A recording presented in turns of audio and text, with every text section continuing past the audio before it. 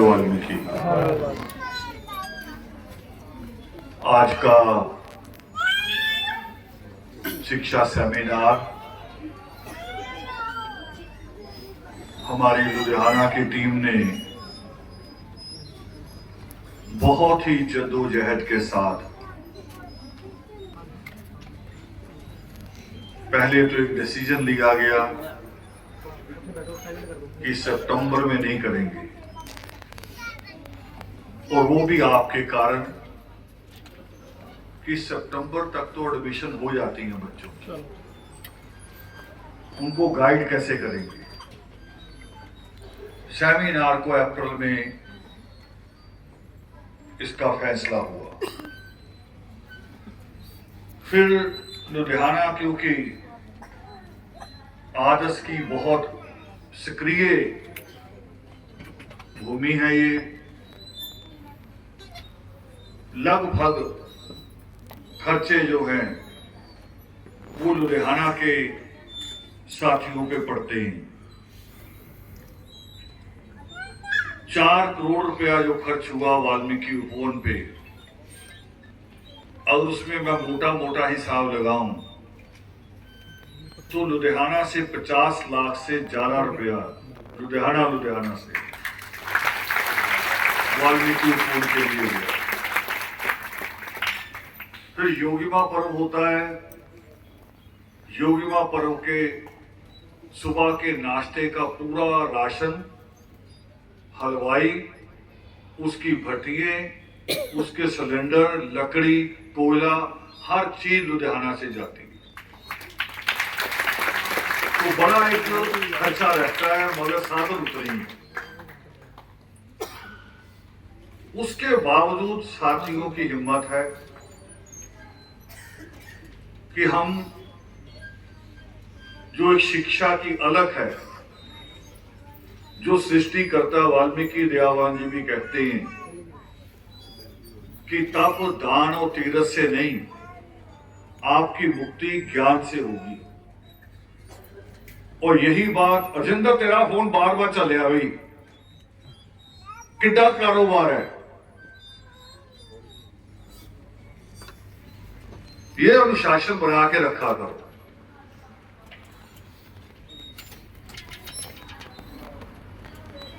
तो जो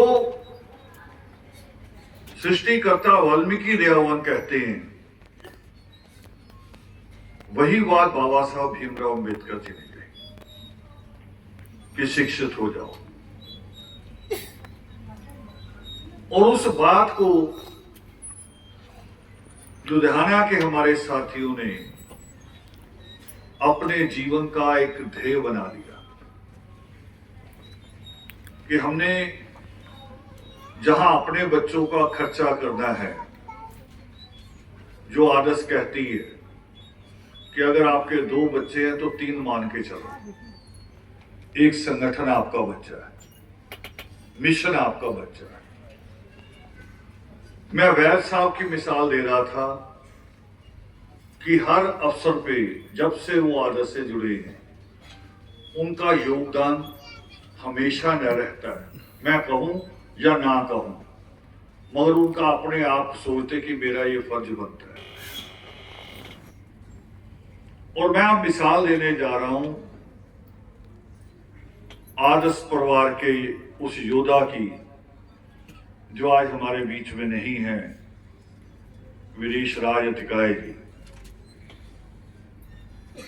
और उनकी बेटी प्रचेता मंच को चला रही थी, और इसीलिए चलवा रहे थे कि हम उनकी पूर्ति इस रूप में देखते हैं। मैं बड़ी बात बता रहा हूं, जब वैद साहब कह रहे थे पे बैक टू द सोसाइटी, जब उपवन की जमीन लेनी थी तो अतिकाय जी हमारे बीच में नहीं थे। कुछ 1 महीने हुए थे, शायद 2-3 महीने हुए, मगर उनकी वीरांगी यहां बैठी हैं और बच्चे भी साथ। चारों लोग मेरे कमरे में आए और मुझसे कहा, 4 लाख रुपए हाथ में लेके कि अतिकाय जी कह के गए थे कि ये उपवन के लिए देना है, जमीन के लिए। जिस औरत ने अपने पति को खोया हो और 3 बच्चों की जिम्मेवारी हो, वो फिर भी अपने पति का वचन निभाए, इससे बड़ा मिशन हो सकता है? इससे बड़ा ये सिखाया गया है उसी कौम को जो कौम ऐसे हाथ फैलाती थी। हम भी उसी कौम में से हैं। और अभी भी 3-4 दिन पहले मुझे कहा कि जब परचेता ने जाना है कनाडा, तो मैंने सोच रखा कि 1 लाख रुपया उपवन पे मत्था टेकना है। वो मैंने मना किया। मैंने कभी अभी नहीं लेना, ये ज्यादती हो जाएगी। परचेता जाएगी, परचेता कमाएगी, वर्क परमिट पे जा रही है, परचेता भेजेगी तो मुझे ज्यादा खुशी होगी। और अभी करूंगा, मैं ले लूंगा तो मुझे लगेगा कि मैं बच्चों के साथ अन्याय कर रहा हूं। मगर ये भावना तो रहनी चाहिए ना, ये सोच तो बनी रहनी चाहिए। मगर हम क्या करते, बाकी सारे लोग घर बनाते हैं, पत्थर तो मुझे महंगे से महंगा दिखाएंगे, यहां तक कि टॉयलेट की सीट दिखाएंगे कि बच्चों ने कहा ये नहीं लेनी, ये लेनी है। और जब मैं कहता हूं कि योगदान आपका होना चाहिए, कह रहे जी खर्चा हो गया घर पे, अब आपके लिए नहीं है। शादी करेंगे तो भी ऐसे ही करेंगे। और जब हम कहते कि अब इसका में योगदान आना चाहिए आपका, वो कहेंगे शादी पे इतना खर्च हो गया। और दूसरी तरफ पंजाब में है, हम यहां से सीखिए,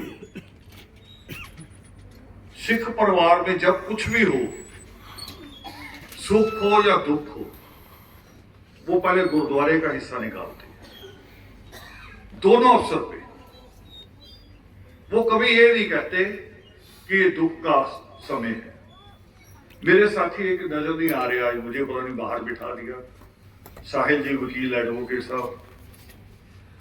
उनके पिताजी की मृत्यु हुई और मैं उनके भोग पे जब गया, उन्होंने 50,000 रुपया पकड़ाया। वो कह सकते थे कि दुख है अचानक, क्योंकि मृत्यु जब आती है जेब देख के नहीं आती कि आपकी जेब में क्या है। मगर उन्होंने सोचा कि मिशन से जुड़े हैं और उस मिशन को हमें पूरा करना, अद्भुत बनाना है। ये भी अद्भुत बात है, ये सेमिनार दुनिया भर की यूनिवर्सिटी में तो सेमिनार हो सकता है, कॉलेज में हो सकता है, मगर किसी धार्मिक संस्था के अलावा सेमिनार सिर्फ आरएस के अलावा कहीं नहीं, पूरी दुनिया के मजबूत। ये एक अद्भुत बात है। तो ये सिस्टम जो उम्मीद रख रहे सारे लोग, हमारे एसएसपी साहब भी बोल रहे थे कि लाइब्रेरी स्थापित कर रहे, लाइब्रेरी स्थापित हुई नहीं अभी तो हमने उसका एक सिस्टम, बहुत छोटा सा एक मॉडल सा बनाया है। आधी छत पक्की है, आधी छत लोहे का शेड है। वो तो जब रिसर्च सेंटर बनेगा तो पूरी बिल्डिंग बनेगी, 2 एकड़ में 5 मंजिल की बिल्डिंग होगी, अलग अलग पोर्शन होंगे, अलग अलग तरह की किताबें होंगी, और जो स्कॉलर आएंगे उनके लिए भी व्यवस्था होगी। और अभी तक हमारा रिकॉर्ड है कि 1 रुपया भी हमने किसी एमएलए एमपी से नहीं लिया, इस कौम से भी नहीं लिया, अभी तक कौम से भी नहीं लिया। टोटल पैसा आदर्श परिवार का है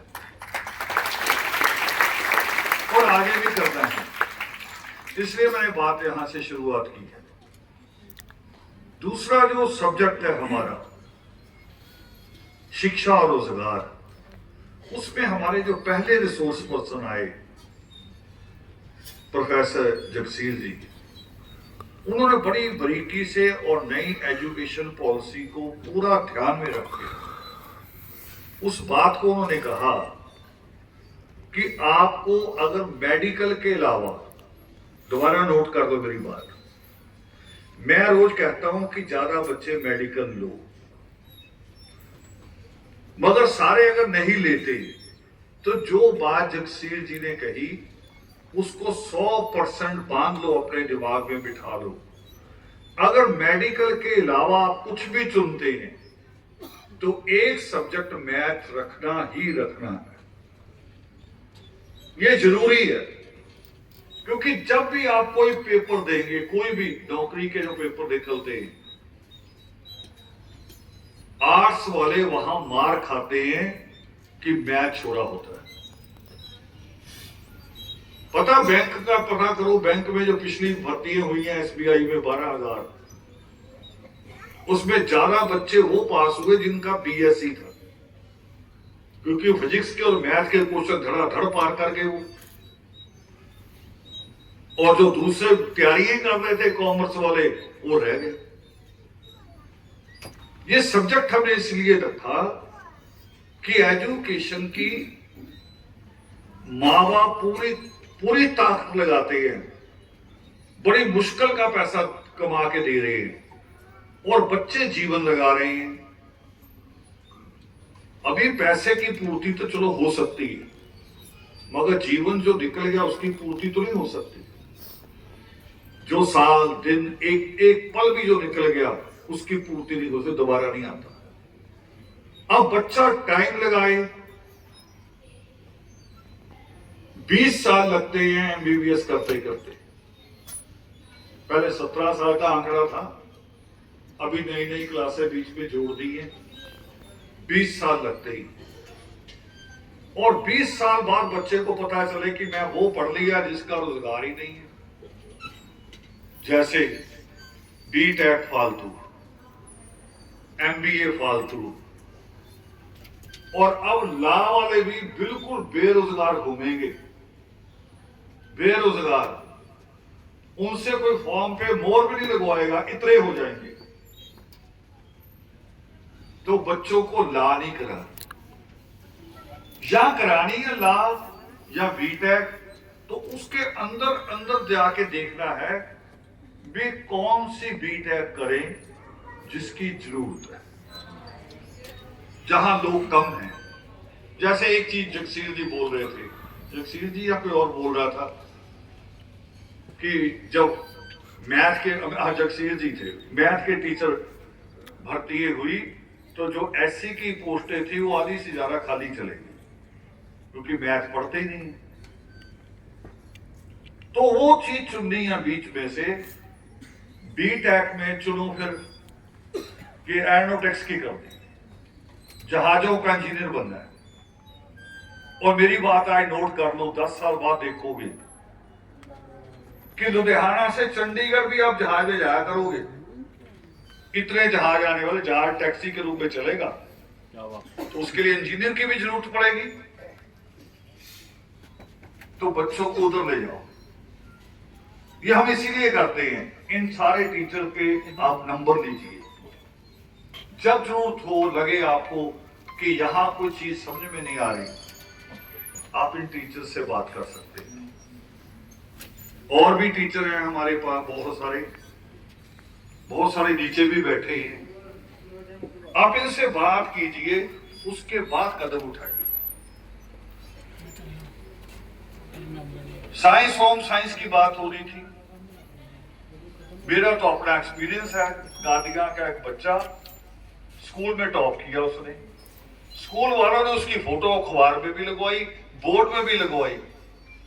वही बच्चा जब +2 में पेपर अपने सब्जेक्ट चुन रहा है और उसने कहा जी मैंने साइंस लेनी है, टॉपर बच्चा है, मगर द्रोणाचार्य की नस्ल से निकले हुए टीचर हैं, वो करे साइंस होम साइंस एक ही होती है, होम साइंस। अब +2 में जो आपने ले लिया +1 में जाके, फिर उसको उसमें से निकलना बड़ा मुश्किल है। फिर वही चलता आगे।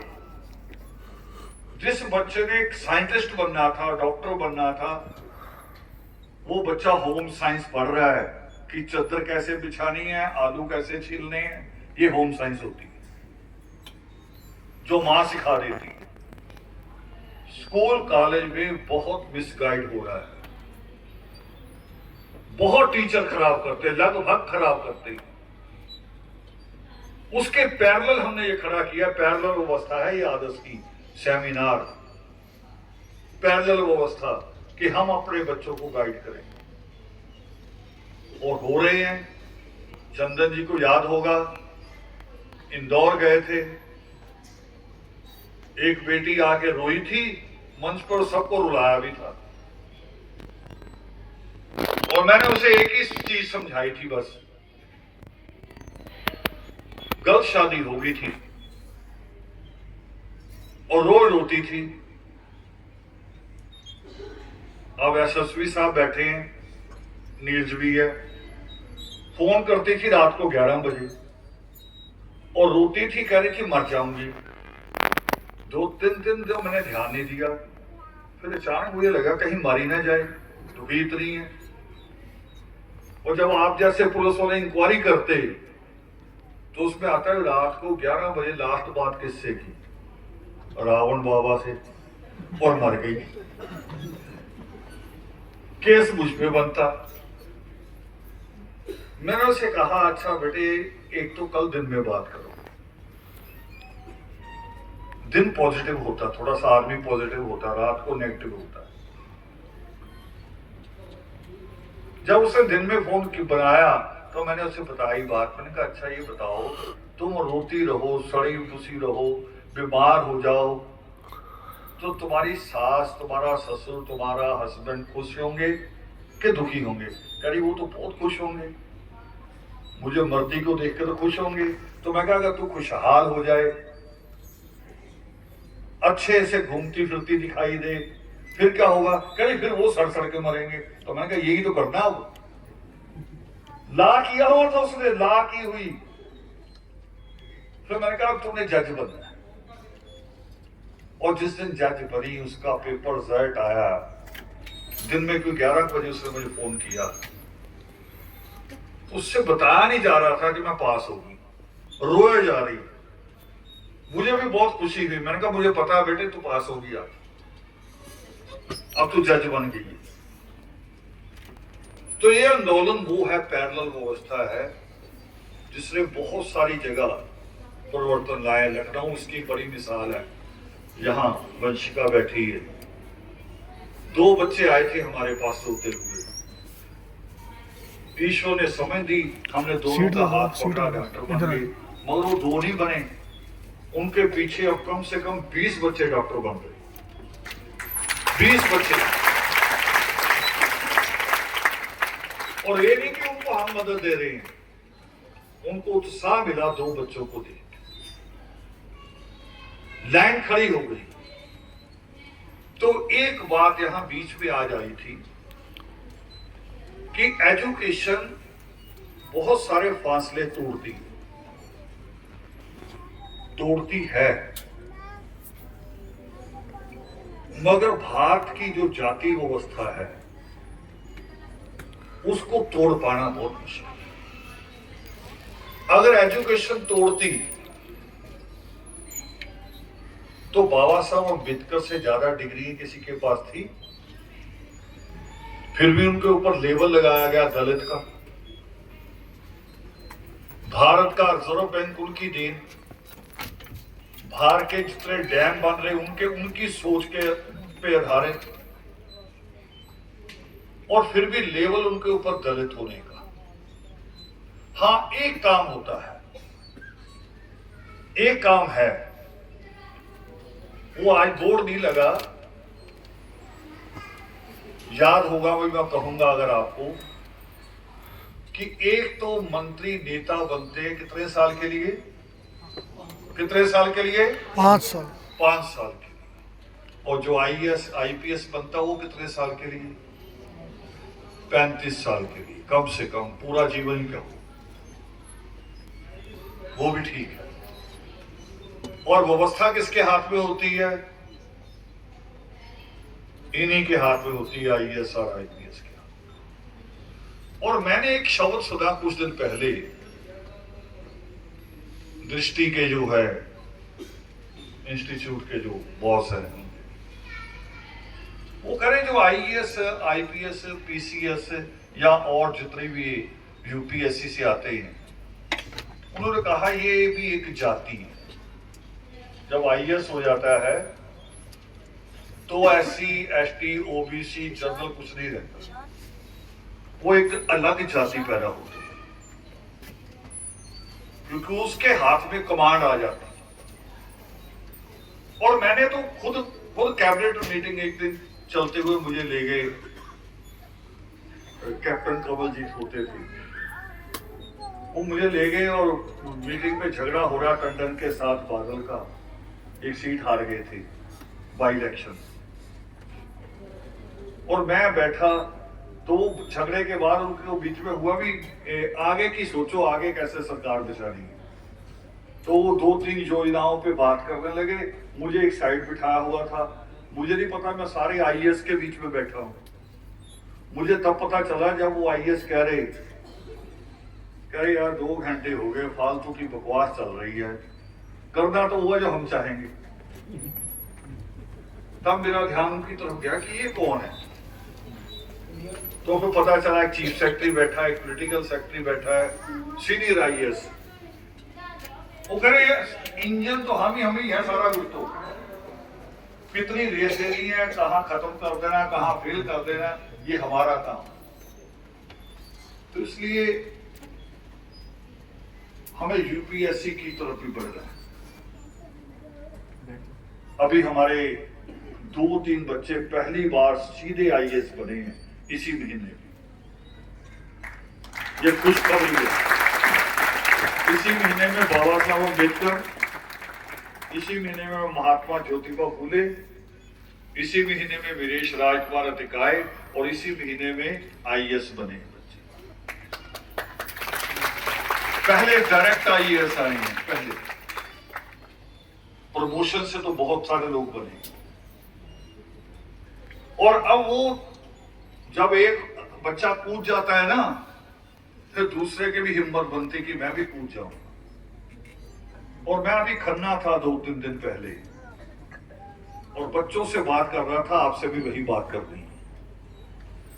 एक बात मुझे बताओ कि जब आप स्कूल में या स्कूल के अलावा कभी किसी ग्राउंड में फुटबॉल खेल रहे हैं, हॉकी खेल रहे हैं, क्रिकेट, जो भी आप गेम खेलते हैं, और दूसरे बच्चे भी उसमें शामिल हैं, क्या आप कमजोर पड़ते हैं उनके आगे? बताओ बच्चे, किसी खेल में कमजोर पड़ते हो? तो एक बात साबित हो गई कि फिजिकली आप कमजोर नहीं। अब दूसरा मेंटली आ जाओ। मोबाइल है, मोबाइल के कितने ऑप्शन हैं, कितनी विंडो हैं, कितनी ऐप हैं, इसमें आप कमजोर हो? इसका मतलब मेंटली भी कमजोर नहीं हो। फिर कमजोर कहां मान रहे हो आप अपने आप को? आप अपने आप को जाति के तौर पे कमजोर मान रहे हो, और वहां भी आप कमजोर नहीं हैं। अब बताओ मुझे कि आप गंदगी फैलाने वाले हैं या गंदगी हटाने वाले हैं? गंदा कौन हुआ फिर? गंदा कौन हुआ? तो आप वो थोड़ी हैं। आप किस लिए कमजोर मान रहे हैं अपने आप? बाबा साहब अम्बेडकर आप में से हुए, और रिकॉर्ड है उनका, और रिकॉर्ड भारत में ही नहीं, दलितों में नहीं है। अमेरिका जैसी सुपर पावर मानती है कि उनके जैसा ब्रिलियंट स्टूडेंट दूसरा नहीं आया। यही बात आप अपने अंदर भी रखो, अपने अंदर लाओ, और लाओगे जब आत्मविश्वास पैदा करोगे अपने आप के अंदर, तो सब कुछ कर लोगे। मैं वाल्मीकि उपवन की बात कर रहा था, ये बैठे मेरे साथी लुधियाना के, 10 लाख रुपया था सिर्फ हमारे हाथ में। 10 लाख लेके कितने महीने घूमते रहे, और सौदा हुआ 2.25 करोड़ में, और टाइम मिलता 6 महीने का, हमें मिला 2 महीने का। पूरा किया कि नहीं किया हमने? पूरा हुआ कि नहीं? ये विश्वास पैदा, और आप में से हुआ, आपकी जेब में से आया। आगे भी जो चाहेंगे वो हम कर लेंगे, जो चाहेंगे वो कर लेंगे। और ये बात तो सृष्टिकर्ता वाल्मीकि दयावान कहते हैं, ये भगवान कह रहे हैं ये बात। वो कह रहे आप केवल पुरुषार्थ करो, केवल मेहनत करो, 3 लोगों में भी जो चीज होगी उसकी भी कामना करोगे वो आपको मिलेगी। और इसकी मिसाल है कुछ लोग तो ग्रहों के नाम से डरते रहते हैं, अरे मेरा शनि खराब, इसका मंगल खराब, इसका बुध खराब।